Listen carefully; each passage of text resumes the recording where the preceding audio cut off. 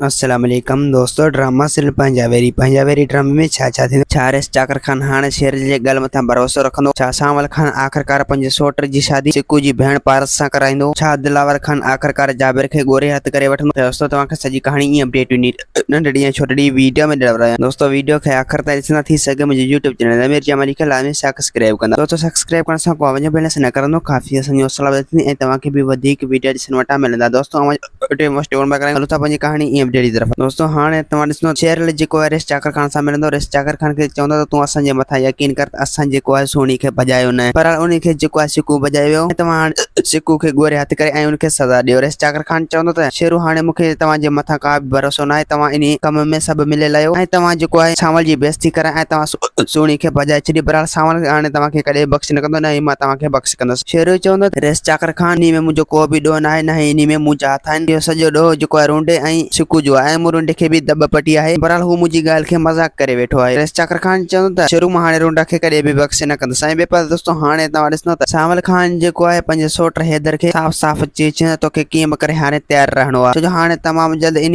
सिकू जे घरां तुंहिंजी शादी ज़रूरु कराईंदुसि ऐं सिकू जी भेण सां तुंहिंजी लहू जेको आहे ज़रूरु लड़ाईंदुसि। बसि तोखे टेंशन करण जी का बि ज़रूरत न आहे। अगरि जेकॾहिं सिकू जेको आहे सोनी खे खणी वियो त पोइ असां उनजी भेण पारस खे निकाह करे हिते वठी ईंदासीं। हैदर चवंदो त हा सोट सांवल बसि तूं सही पियो चवीं, छो जो हिते सोनी जो नसीबु न हुयो, हिते हाणे पारस जो नसीबु आहे जो पारस मुंहिंजी कुंवर थींदी। बसि मां तयारु थी थो वठां, बसि तव्हां मौलवी खे घुराए वठो। सांवल खान चवंदो हैदर तूं परेशान न थी, मां मौलवी खे घुराए ऐं टे शायदि गॾु करे ऐं पोइ उन्हनि खे वठी थो हलां ऐं तोखे बि साण करे थो हलां, तूं परेशान न थी। पहले दोस्तों हाणे तव्हां ॾिसंदो रेस चाकर खान जेको आहे दिलावर खे साफ़ साफ़ चई छॾींदो तोखां जल्द जेतिरो थी सघे तूं हाणे ॾींहुं राति हिकु करे इन जाबिर खे ऐं यासीन उनखे गोरे हथ कर। दिलावर चवंदो त हा रेस चाकर खान तूं परेशान न थी, मां हर हाल में इन जाबिर खान ऐं कासिम खान खे गोरे ऐं यासीन बेगम खे गोरे उनखे तव्हांजे कदमनि में उछलाईंदुसि। दोस्तों त कहाणी आई तव्हांखे पसंदि असांखे ॾींदा इजाज़त, वरी तव्हां सां मिलंदासीं के नंढिड़े वीडियो में। जेसीं ताईं पंहिंजो ख्यालु रखो। खुदा हाफ़िज़।